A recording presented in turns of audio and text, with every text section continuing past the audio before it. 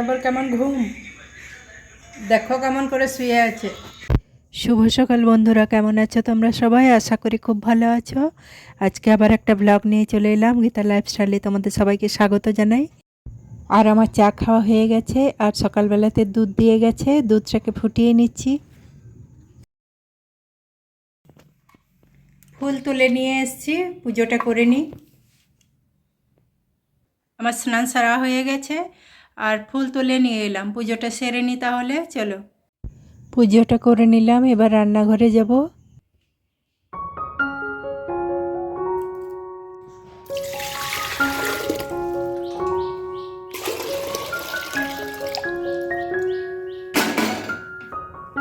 ভাতের জলটা বসিয়ে দিলাম, চালও ফেলে দিয়েছি, ঢাকা দিয়ে দিচ্ছি, ফুটে যাবে।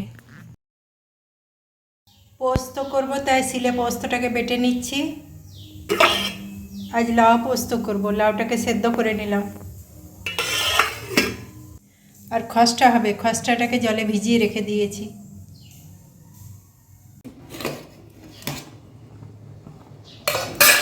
ভাতটা হয়ে গেছে প্রায়, নামাবো এবার।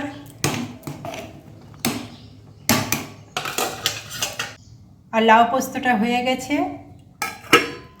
আর একটু আলু মাখা করেছি। আর এদিকে ডালটাও ফুটে গেছে, ডালটা নামিয়ে নেব।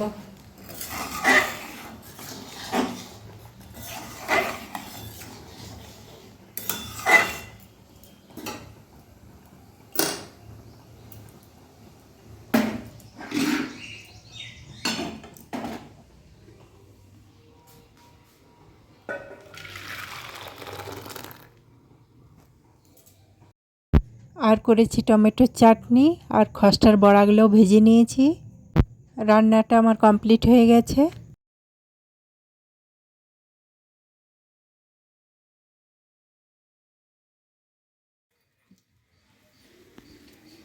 অনেক দিন পর কালুকে চান করানো হলো।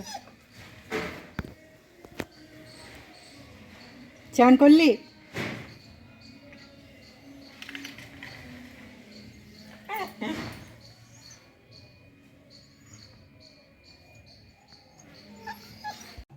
আজকে অয়ন অনেক আগেই খেয়ে নিয়েছে, ওর খিদে পেয়ে গেছিল। তারপর আমরা দুজনাতে খেতে বসেছি, আমরা খেয়ে নিচ্ছি। শুভ সন্ধ্যা সবাইকে। সন্ধ্যা দিয়ে আবার সেই রান্নাঘরে এলাম।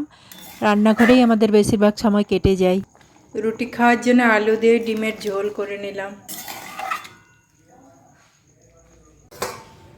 আর এখানে আটা মাখা আছে, পরে রুটি করব।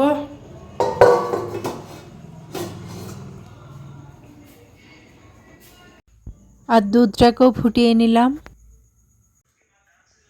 এটা আবার কেমন ঘুম দেখো কেমন করে শুয়ে আছে। আটা লেচি কেটে নিয়েছি, আর রুটিটা করে নিলাম। তাহলে বন্ধুরা, আজকে এই পর্যন্তই। আমার ভিডিওটি যদি ভালো লাগে একটা লাইক দিয়ে পাশে থেকো, চ্যানেলটাকে সাবস্ক্রাইব করে দিও। আবার দেখাচ্ছে নতুন একটা ভিডিওর সঙ্গে। ততক্ষণে সবাই ভালো থেকো, সুস্থ থেকো। সবাইকে শুভরাত্রি।